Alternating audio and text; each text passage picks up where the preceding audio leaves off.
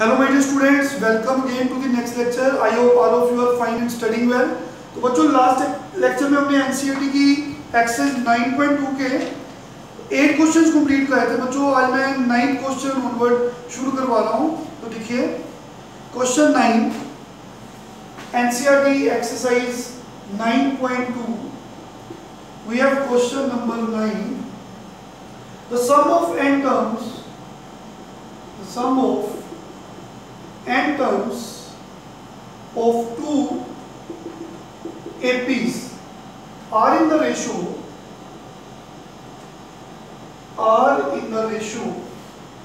5n plus 4 is to 9n plus 6.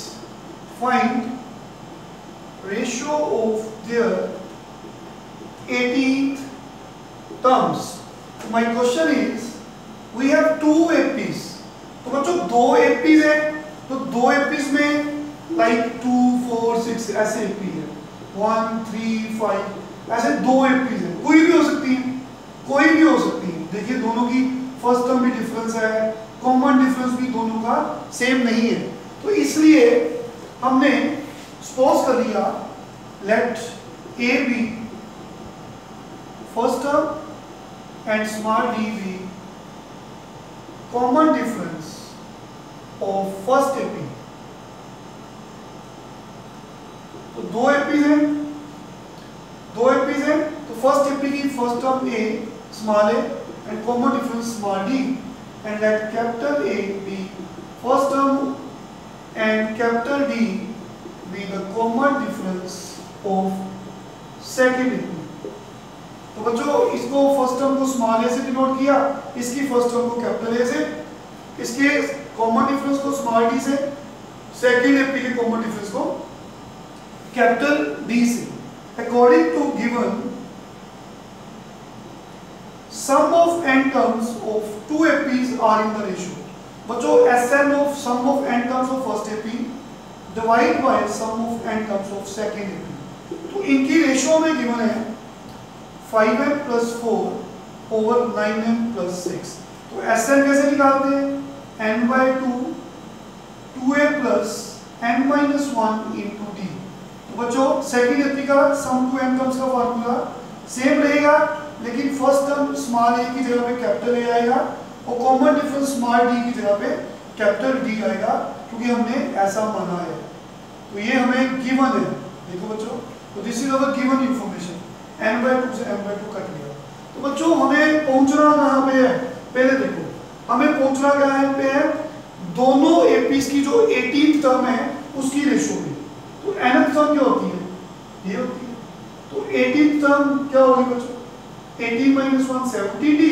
और second AP की 18th term क्या होगी? स्मॉल ए को कैपिटल ए बोलना पड़ेगा और स्मॉल डी को कैपिटल डी. तो हमें कहाँ पे पहुंचना है? हमारा क्वेश्चन है कि दोनों एपीज की 18th टर्म की रेशियो निकालो. तो यहाँ पे पहुंचना है. हमें गिवन क्या है? 2a plus n minus 1 into d. तो दोनों की n टर्म्स का सम दिया हुआ है. Sum of n terms of two APs, उनकी रेशियो गिवन है. हमें यहाँ पे पहुंचना है. तो यहाँ पे 2 नहीं है, यहाँ पे सिंपल a है. तो यहाँ पे कैपिटल A है, 2 नहीं है. तो पहले तो हम 2 खत्म करेंगे. तो 2 खत्म करने के लिए मैंने न्यूमरेटर से 2 कॉमन ले लिया. तो बच्चों आप बोलोगे 2 कैसे कॉमन ले सकते हो? इसके पास तो 2 नहीं है. अगर नहीं है तो बच्चों इसको 2 से डिवाइड कर दो, ऐसे आ जाएगा ना. तो 2 से डिवाइड कर दिया. In the same way denominator में 2 कॉमन, इसके पास तो है नहीं, तो फिर इसको भी 2 से डिवाइड कर दो. तो ऊपर और नीचे दोनों में से 2 कॉमन ले लिया. फायदा ये है कि 2 से 2 कैंसिल हो गया. हमें a plus 17d चाहिए और नीचे कैपिटल A plus 17d चाहिए. तो ये चीज बनाने के लिए ये बनेगी अगर मैं n minus 1 by 2 की जगह पे 17 पुट करता हूँ. देखिए a plus n minus 1 by 2 की जगह पे अगर मैं 17 पुट करता हूँ इक्वेशन नंबर 1 में, मैंने इसको इक्वेशन नंबर 1 स्टोर कर लिया.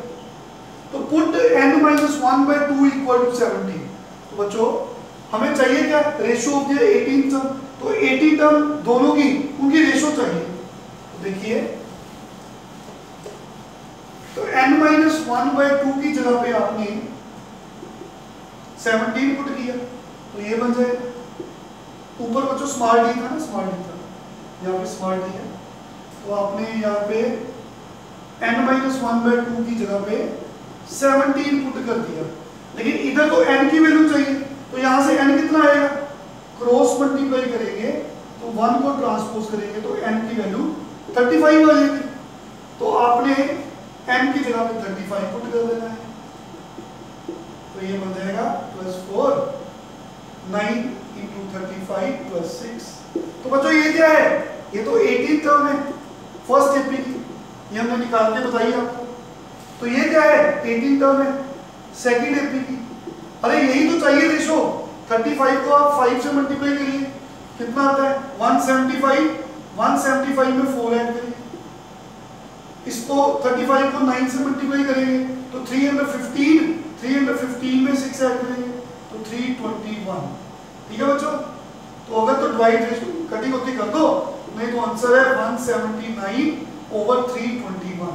तो आंसर आ गया रेशो ऑफ फर्स्ट एपी, ये 18 टर्म ऑफ फर्स्ट एपी और ये क्या है 18 टर्म ऑफ सेकंड एपी, उनकी रेशो पूछी थी वो हमने बता दी। This is answer. Next we have question number 10। समझ आया सबको?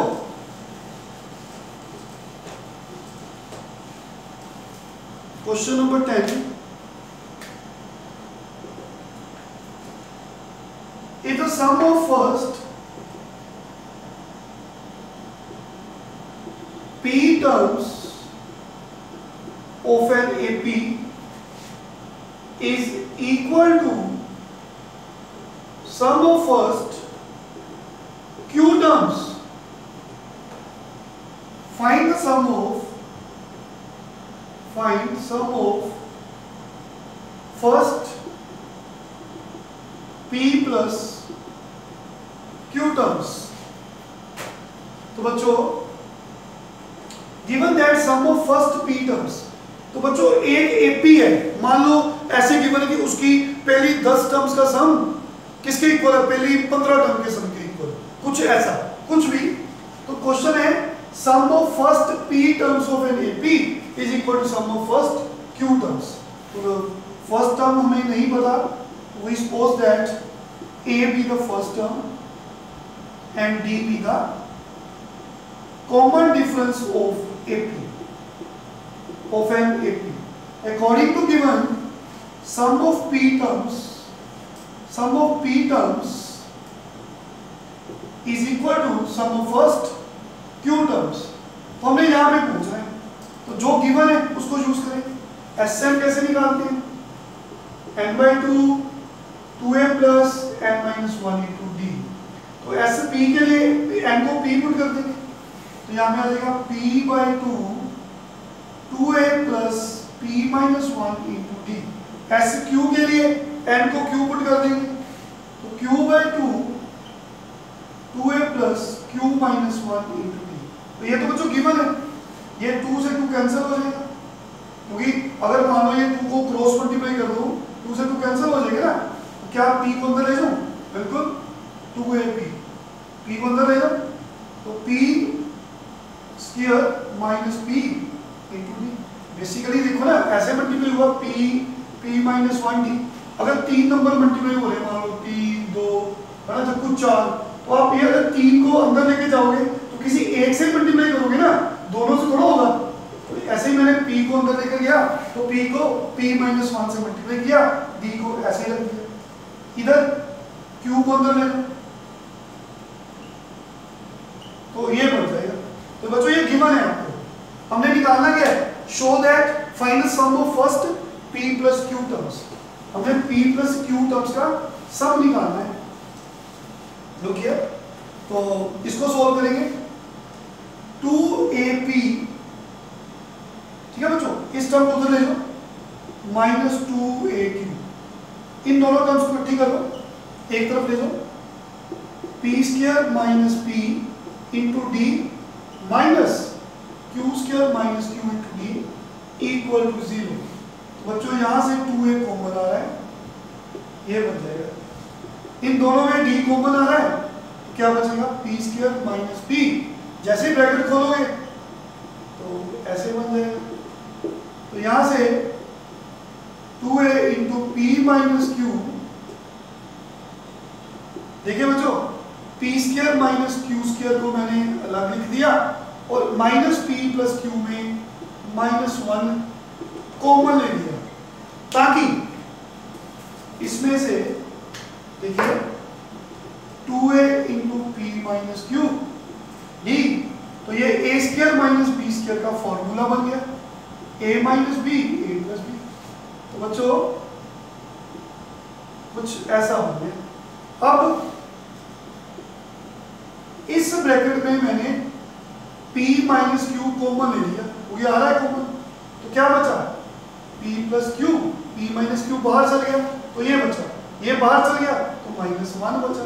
तो बच्चों अब दोनों में से p माइनस क्यू कॉमन आ रहा है, इस टर्म से भी आ रहा है और इस टर्म से भी आ रहा है, तो p माइनस क्यू कॉमन लिया तो इसके पास 2a बचा, इसके पास p माइनस क्यू बाहर चल गया तो क्या बचा, एक p प्लस क्यू माइनस 1 और साथ में मल्टीप्लाई क्या हो रहा है d equal to 0।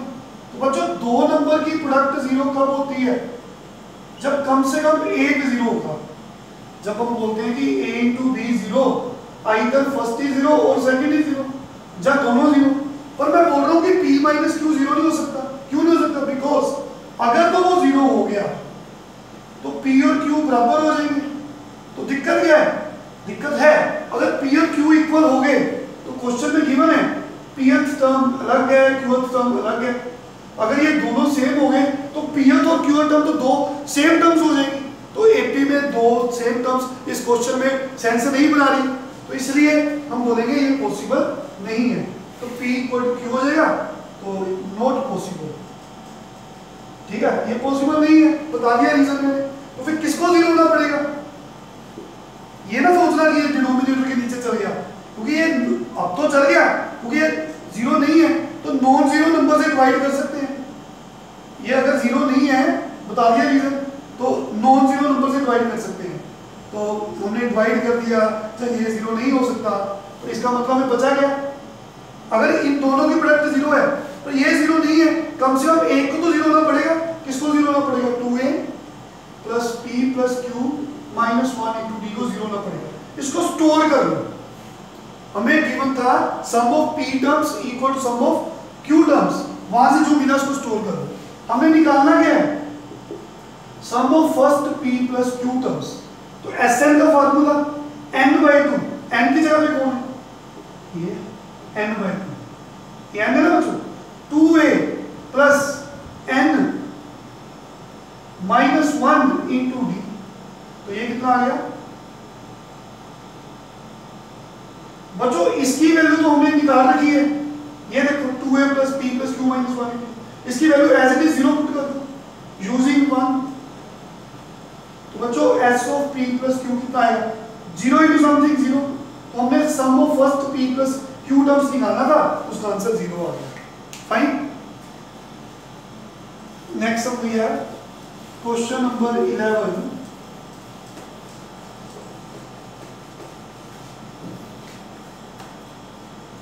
Sum of first PQR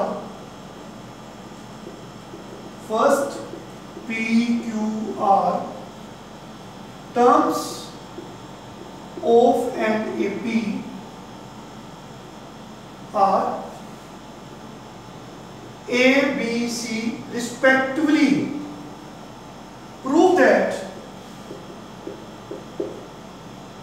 A over P into Q minus R plus B over Q into R minus P plus C over R into P minus Q equals to 0.